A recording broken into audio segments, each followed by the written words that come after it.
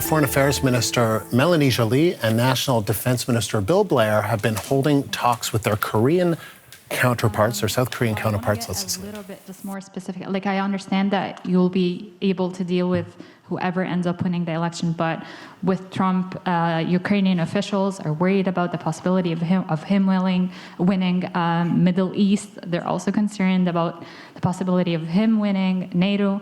So I'm wondering, if he does win, how, like, given that Canada's way of dealing, for example, with NATO, Middle East, and Ukraine is different than his own views, how would you deal with that specifically?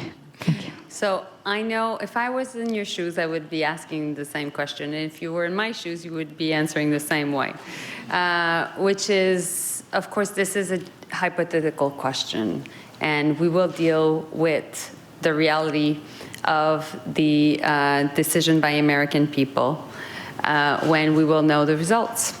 And meanwhile, we'll be ready. Today, we've been working on the Indo-Pacific. And of course, we've talked about the connection between North Korean troops being in Russia, ready to deploy to Ukraine, and therefore we've talked about Ukraine.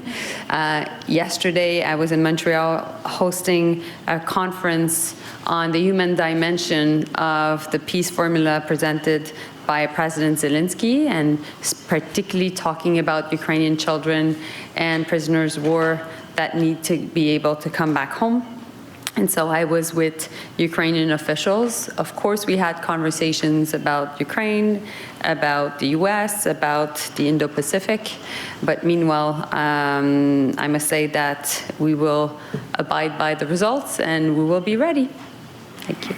Okay. Thank you. Mélanie Joly, the Minister of Foreign Affairs, being asked about what we're all talking about and the American election and what the Liberal government in Ottawa will do if Donald Trump becomes president again. Marina von Stackelberg has been listening in, so, you know, she kind of acknowledged, okay, you're a reporter, you got to ask this question, but we're not going there. The Americans are going to decide, and once they decide, she says, we'll be ready.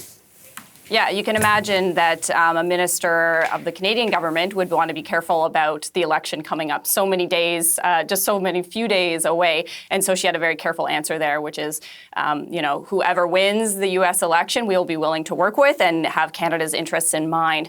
I just want to talk a bit about what we were seeing there, which is something we're increasingly seeing over the last couple of years, which is an increased sort of relationship between Canada and South Korea. Canada's defense strategy is very explicit in that it feels that the Indo-Pacific is a key region for Canada's security and prosperity. And over the last 2 years, we've seen a real kind of escalation in that relationship between South Korea and Canada specifically. They've signed a number of memorandums of understanding, several agreements, strategic partnerships, they call it, to kind of improve and continue to grow the relationship between South Korea and Canada.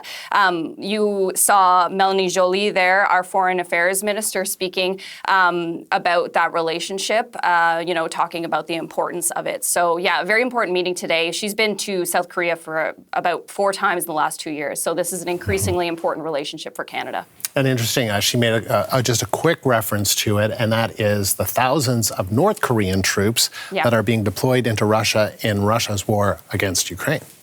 Yeah, and previously there, which our viewers didn't see, but she was making some opening remarks, and she mentioned that condemning North Korea's deployment, basically saying this is the first time there has been a foreign military intervention since Russia's invasion in Ukraine.